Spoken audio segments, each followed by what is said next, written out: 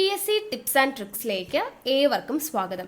വരുന്ന LDC 2024, LGS 2024 എക്സാംസിന് വേണ്ടി prepare ചെയ്യുന്നവർക്ക് വേണ്ടിയിട്ടുള്ള സിലബസ് പ്രകാരമുള്ള ഫ്രീ ക്ലാസ്സുകൾ നമ്മുടെ ചാനലിലൂടെ സ്റ്റാർട്ട് ചെയ്തിട്ടുണ്ട്. ഒരു ദിവസം 6 ക്ലാസ്സുകൾ വെച്ചാണ് വരുന്നത്. അപ്പോൾ 6 ക്ലാസ്സുകൾ ഏതൊക്കെയാണെന്ന് ഞാനൊന്ന് പറയാം. തുടക്കക്കാർക്ക് വേണ്ടിയിട്ടാണ്. ഒരുപാട് പേര് പുതിയതായിട്ട് വന്നിട്ടുള്ളവരുണ്ട്. അപ്പോൾ ആദ്യം മുതലേ ഫോളോ ചെയ്ത് വരുന്നവർക്ക് കൃത്യമായിട്ട് ഏത് സമയത്താണെന്നൊക്കെ അറിയാം. പുതുതായിട്ട് ജോയിൻ ചെയ്തവർക്ക് വേണ്ടിയിട്ട് പറയാം. ആദ്യത്തെ ക്ലാസ് 6 മണിക്കാണ്, കാലത്ത് 6 മണിക്ക് സ്റ്റാർട്ട് ചെയ്യും. ദെൻ അടുത്തത് 9 മണിക്കാണ്. അത് കഴിഞ്ഞിട്ട് 12 മണിക്ക് അടുത്ത ക്ലാസ് വരും. ദെൻ അത് കഴിഞ്ഞ് 3 മണിക്ക് അടുത്ത ക്ലാസ് വരും. ഓക്കെ, ഇത്രയും ക്ലാസ് എന്ന് പറയുന്നത് ഇത് റെക്കോർഡഡ് ക്ലാസ് ആണ്. ഇതിൽ GK പോർഷൻസും മാത്സും ഇംഗ്ലീഷും എല്ലാം കവർ ചെയ്യും. ദെൻ അത് കഴിഞ്ഞ് രാത്രി 8 മണിക്ക് PYQ ഡിസ്കഷൻ ആണ് വരുന്നത്. ദെൻ രാത്രി 10:30 എക്സ്പെക്റ്റഡ് CA കറണ്ട് അഫയേഴ്സിൻ്റെ ക്ലാസ് ആണ്. ഇത് രണ്ടും നമുക്ക് ലൈവ് ക്ലാസ് ആണ് വരുന്നത്. അപ്പോൾ 2 ലൈവ് ക്ലാസ്സും 4 റെക്കോർഡഡ് ക്ലാസ്സും, ഇങ്ങനെ ടോട്ടൽ 6 ക്ലാസ് ആണ് നിങ്ങൾക്ക് ഒരു ദിവസം ലഭിക്കുന്നത്. അപ്പോൾ കൃത്യമായിട്ട് ഫോളോ ചെയ്യുക, നോട്ട്സ് തയ്യാറാക്കിയിട്ട് പഠിക്കുക. നമ്മുടെ ക്ലാസ് ഒക്കെ കണ്ടിട്ട് ഇഷ്ടമായിട്ടുണ്ട് എന്നുണ്ടെങ്കിൽ നിങ്ങളുടെ അഭിപ്രായം താഴെ കമൻ്റ് ആയിട്ട് അറിയിക്കാം. ഇഷ്ടപ്പെട്ടു എന്ന് അറിയിക്കാൻ വേണ്ടിയിട്ട് ഒന്ന് ലൈക്ക് ചെയ്യുക, മാക്സിമം ഫ്രണ്ട്സിന് ഷെയർ ചെയ്ത് കൊടുക്കുക. പിന്നെ ക്ലാസ് കേൾക്കാനിരിക്കുമ്പോൾ എപ്പോഴും നോട്ട്സ് തയ്യാറാക്കിയിട്ട് വേണം പഠിക്കാൻ വേണ്ടിയിട്ട്. നോട്ട്ബുക്ക് കയ്യിൽ വേണം, പഠിക്കുക, നോട്ട്സ് തയ്യാറാക്കുക. ഓക്കെ, പിന്നെ നമ്മുടെ ടെലഗ്രാം ചാനലിൽ മസ്റ്റ് ആയിട്ടും ജോയിൻ ചെയ്യണം. കാരണം നിങ്ങൾക്ക് ഓരോ ദിവസവും നൽകുന്ന ക്ലാസ്സുകൾ ഏതൊക്കെയാണെന്നുള്ളതിൻ്റെ ഇൻസ്ട്രക്ഷൻസും പഠിക്കാൻ വേണ്ടിയിട്ടുള്ളതിൻ്റെ PDF-ഉം കാര്യങ്ങളൊക്കെ നമ്മൾ ടെലഗ്രാം വഴിയാണ് കൊടുക്കുന്നത്.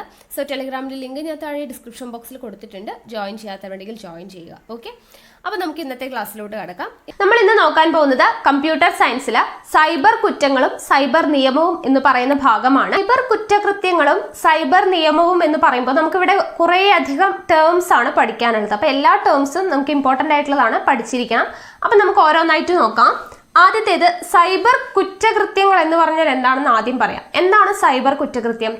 ഇന്റർനെറ്റ്, കമ്പ്യൂട്ടർ, മൊബൈല് ഇതൊക്കെയായിട്ട് ബന്ധപ്പെട്ടിട്ടുള്ള കുറ്റകൃത്യങ്ങളാണ് എന്തെന്ന് പറയുന്നത് സൈബർ കുറ്റകൃത്യങ്ങൾ എന്ന് പറയുക, അല്ലെ? മൊബൈൽ ഫോൺ വഴി അല്ലെങ്കിൽ കമ്പ്യൂട്ടർ, ഇന്റർനെറ്റ് ഒക്കെ യൂസ് ചെയ്തിട്ട് മറ്റൊരാളെ ദോഷമായിട്ട് ബാധിക്കുന്ന രീതിയിൽ ചെയ്യുന്ന എല്ലാ കുറ്റകൃത്യങ്ങളും എന്തറിയപ്പെടും? സൈബർ കുറ്റകൃത്യങ്ങൾ എന്ന് അറിയപ്പെടും. അപ്പൊ സൈബർ കുറ്റകൃത്യങ്ങൾ എന്താണെന്ന് മനസ്സിലായല്ലോ. അത് തന്നെ ഒരു ക്വസ്റ്റ്യൻ ആണ്.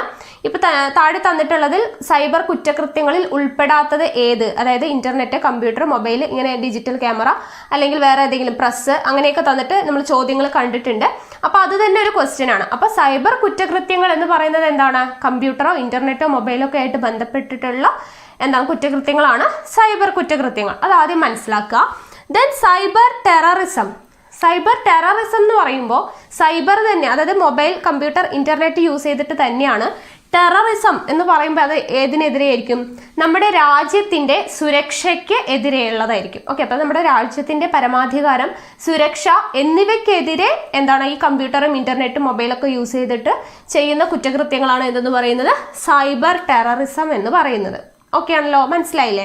അപ്പൊ സൈബർ കുറ്റകൃത്യങ്ങൾ എന്ന് പറയുമ്പോൾ തന്നെ കമ്പ്യൂട്ടർ, നെറ്റ്വർക്ക്, മൊബൈൽ ഫോണൊക്കെ യൂസ് ചെയ്തിട്ട് ചെയ്യുന്ന കുറ്റങ്ങളാണ് സൈബർ കുറ്റകൃത്യങ്ങൾ.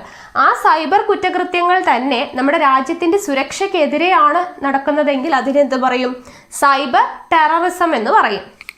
ദെൻ അടുത്തത് ഹാക്കിംഗ്. ഹാക്കിംഗ് എന്ന് പറയുന്നത് എന്താണ്? കമ്പ്യൂട്ടറിലെ സുരക്ഷ, നെറ്റ്വർക്ക് ഇതിനെല്ലാം ഭേദിച്ചുകൊണ്ട് കമ്പ്യൂട്ടറിലുള്ള വിവരങ്ങൾ ചോർത്തുന്നതിനെയാണ്. ഓക്കെ, നെറ്റിലുള്ള വിവരങ്ങൾ ചോർത്തിയെടുക്കുന്നതിനെയാണ് എന്തെന്ന് പറയുന്നത്? ഹാക്കിംഗ്. ഇതെല്ലാവർക്കും അറിയുന്നതായിരിക്കും, അല്ലെ?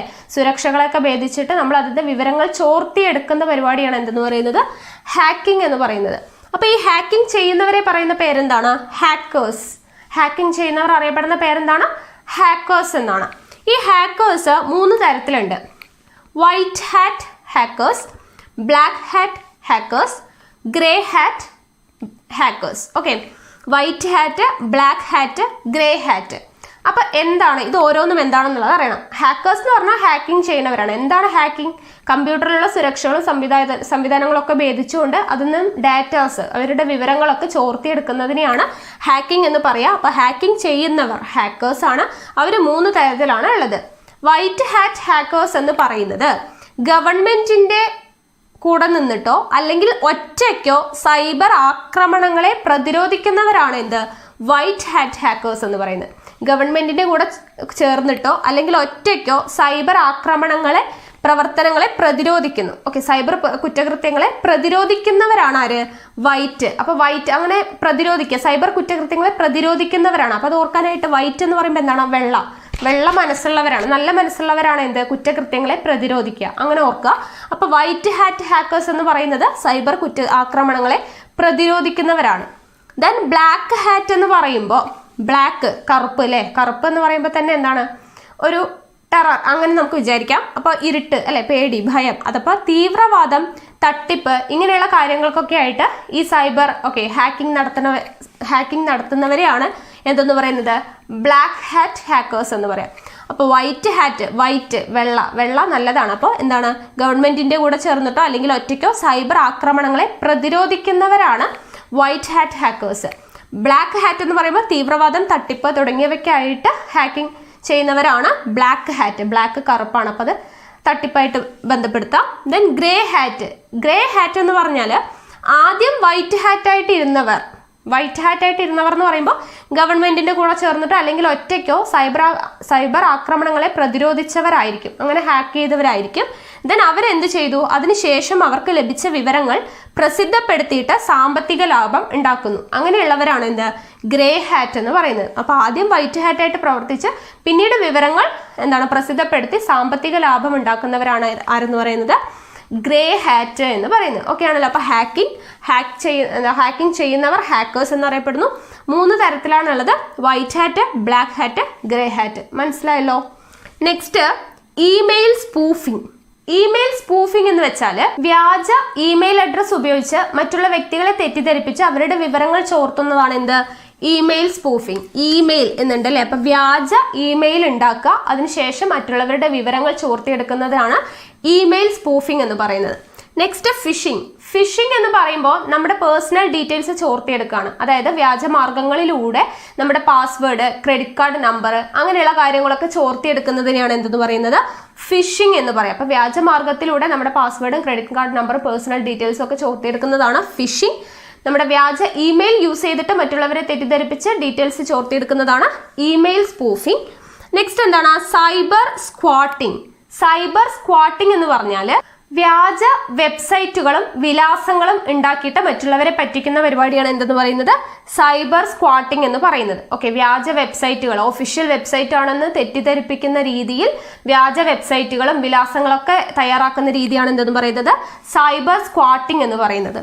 നെക്സ്റ്റ് സൈബർ ഡിഫേമേഷൻ എന്ന് പറയുന്നത് ഒരു വ്യക്തിക്കെതിരെയോ അല്ലെങ്കിൽ ഒരു കമ്പനിക്കെതിരെയോ ഒക്കെ വ്യാജ വാർത്തകൾ സോഷ്യൽ മീഡിയാസിലൂടെയോ ഒക്കെ പ്രചരിപ്പിക്കുന്നത്, മൊബൈൽ ഫോണിലൂടെ ആയിക്കോട്ടെ കമ്പ്യൂട്ടറിലൂടെ ആയിക്കോട്ടെ എല്ലാം വ്യാജ വാർത്തകൾ പ്രചരിപ്പിക്കുന്നതിനെയാണ് എന്തെന്ന് പറയുന്നത് സൈബർ ഡിഫേമേഷൻ എന്ന് പറയുന്നത്. ഓക്കെ ആണല്ലോ. അപ്പൊ ഇത്രയും കാര്യങ്ങൾ മനസ്സിലായില്ലേ? സൈബർ കുറ്റകൃത്യങ്ങൾ എന്താണ്, സൈബർ ടെററിസം എന്താണ്, hacking, hackers, email spoofing, phishing, cyber squatting, cyber defamation. ഇത്രയും പോയിന്റ് പഠിച്ചല്ലോ. അപ്പൊ ഇതെല്ലാം ഇമ്പോർട്ടന്റ് ആണ്, നോട്ട് ചെയ്ത് വെക്കുക.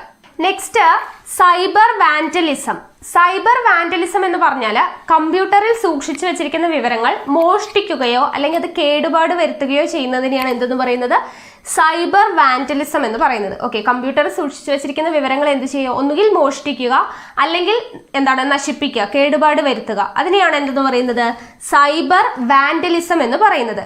നെക്സ്റ്റ് സലാമി അറ്റാക്ക് എന്ന് വെച്ചാൽ ബാങ്കുകളിലെ കമ്പ്യൂട്ടറുകളിൽ ചെയ്യുന്ന സാമ്പത്തിക തട്ടിപ്പിനെയാണ് എന്തെന്ന് പറയുന്നത് സലാമി അറ്റാക്ക് എന്ന് പറയുന്നത്. ബാങ്കുകളിൽ കമ്പ്യൂട്ടർ വഴി ചെയ്യുന്ന സാമ്പത്തിക തട്ടിപ്പ്. ഓക്കെ, സാമ്പത്തിക തട്ടിപ്പാണ്. ബാങ്കുകളിൽ കമ്പ്യൂട്ടർ ഉപയോഗിച്ച് ചെയ്യുന്ന സാമ്പത്തിക തട്ടിപ്പിനെയാണ് എന്തെന്ന് പറയുന്നത് സലാമി അറ്റാക്ക് എന്ന് പറയുന്നത്.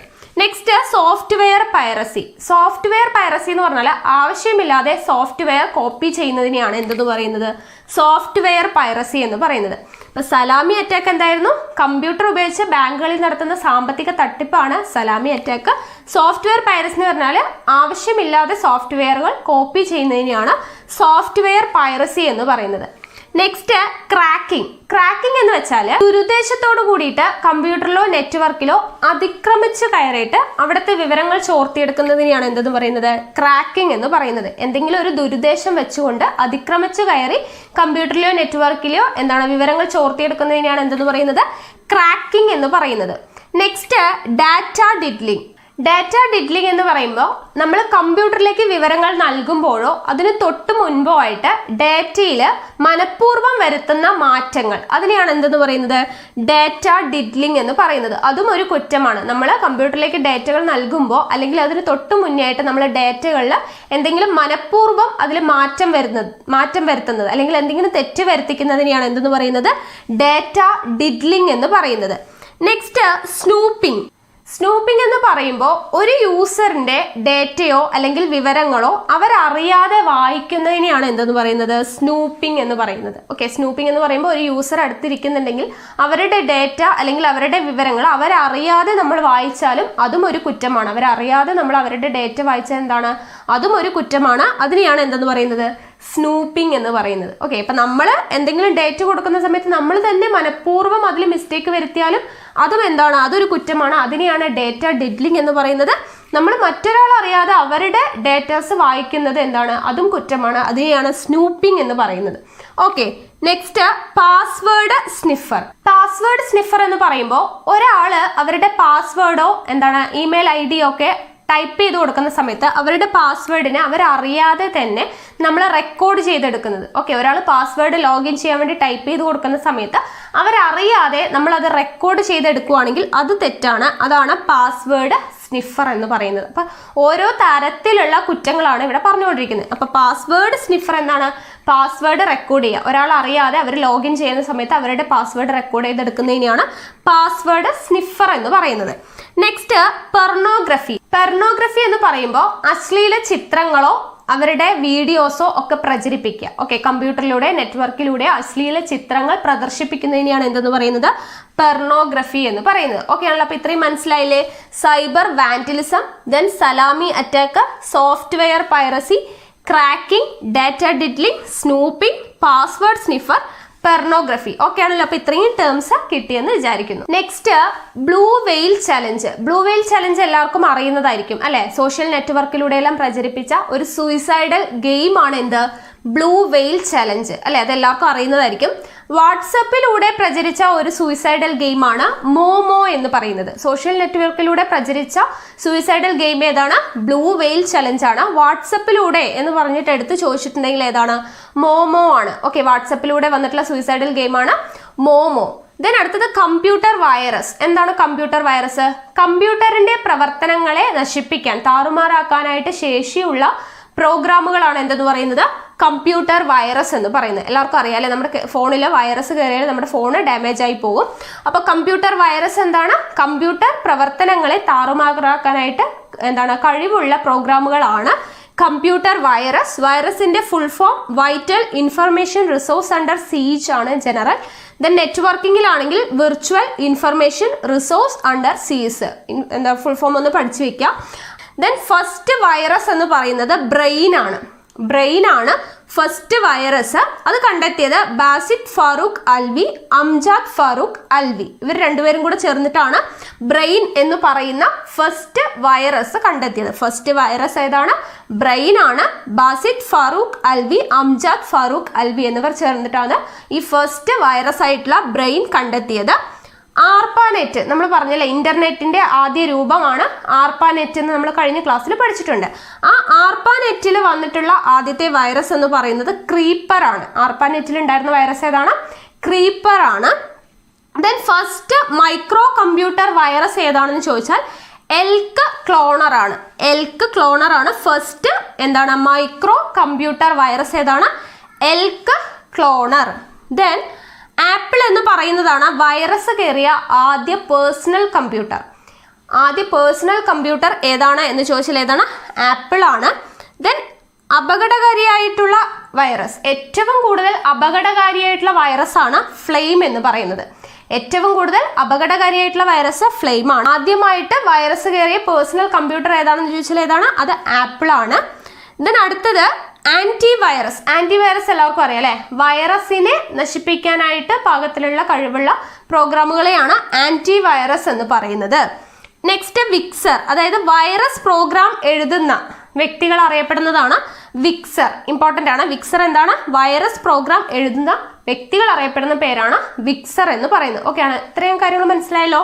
അപ്പോൾ നോക്കാം, ബ്ലൂ വെയിൽ ചലഞ്ച് നമ്മൾ പറഞ്ഞല്ലേ, എന്താണ് സോഷ്യൽ നെറ്റ്വർക്കിലൂടെ പ്രചരിപ്പിച്ചിട്ടുള്ള സൂയിസൈഡൽ ഗെയിമാണ് ബ്ലൂ വെയിൽ ചലഞ്ച്. മോമോ എന്ന് പറയുന്നത് വാട്സപ്പിലൂടെ വന്നിട്ടുള്ള സൂയിസൈഡൽ ഗെയിമാണ്. കമ്പ്യൂട്ടർ വൈറസ് നമ്മൾ പറഞ്ഞു, കമ്പ്യൂട്ടറിന്റെ പ്രവർത്തനങ്ങളെ നശിപ്പിക്കാൻ കഴിവുള്ള പ്രോഗ്രാമുകളെയാണ് കമ്പ്യൂട്ടർ വൈറസ് എന്ന് പറയുന്നത്. വൈറസിന്റെ ഫുൾ ഫോം പഠിച്ചിരിക്കുക. ഫസ്റ്റ് വൈറസ് ആണ് ബ്രെയിൻ എന്ന് പറയുന്നത്. അത് കണ്ടെത്തിയത് ബാസിത് ഫറൂഖ് അൽവി, അംജാദ് ഫറൂഖ് അൽവി. ദെൻ ആർപ്പാനെറ്റിൽ വന്നിട്ടുള്ള വൈറസ് ആണ് creeper. First micro computer virus ആണ് എൽക്ക് ക്ലോണർ. ദെൻ ആപ്പിൾ എന്ന് പറയുന്ന പേഴ്സണൽ കമ്പ്യൂട്ടറിലാണ് ആദ്യമായിട്ട് വൈറസ് കയറിയ ഒരു പേഴ്സണൽ കമ്പ്യൂട്ടർ എന്ന് പറയുന്നത് ആപ്പിൾ ആണ്. ദെൻ ഏറ്റവും കൂടുതൽ അപകടകാരിയായ വൈറസ് ഏതാണ്? അത് ഫ്ലെയിം ആണ്, ഫ്ലെയിം. ദെൻ ആന്റി വൈറസ് എന്ന് പറയുന്നത് വൈറസിനെ നശിപ്പിക്കാനായിട്ട് പാകത്തിനുള്ള പ്രോഗ്രാംസ് ആണ് ആന്റി വൈറസ്. വിക്സർ എന്ന് പറയുന്നത് എന്താണ്? വൈറസ് പ്രോഗ്രാം എഴുതുന്ന വ്യക്തികൾ അറിയപ്പെടുന്നതാണ് എന്ത്? വിക്സർ. അപ്പോൾ ഇത്രയും കൊണ്ട് ഇന്നത്തെ ക്ലാസ് നിർത്തുവാണ്. ഇനി നമുക്ക് സൈബർ നിയമങ്ങൾ പഠിക്കാനുണ്ട്, അത് നമുക്ക് അടുത്ത ക്ലാസ്സിൽ പഠിക്കാം. അപ്പോൾ നിങ്ങൾക്ക് എൻ്റെ ക്ലാസ്സുകളൊക്കെ ഇഷ്ടമാവുന്നുണ്ടെങ്കിൽ വീഡിയോ ഒന്ന് ലൈക്ക് ചെയ്യുക, ഷെയർ ചെയ്യുക. നിങ്ങളുടെ സജഷൻസ് എന്തെങ്കിലും ഉണ്ടെങ്കിൽ കമൻറ്റ് ബോക്സിൽ രേഖപ്പെടുത്തുക. കൂടുതൽ വീഡിയോസിനായി ചാനൽ സബ്സ്ക്രൈബ് ചെയ്യുക.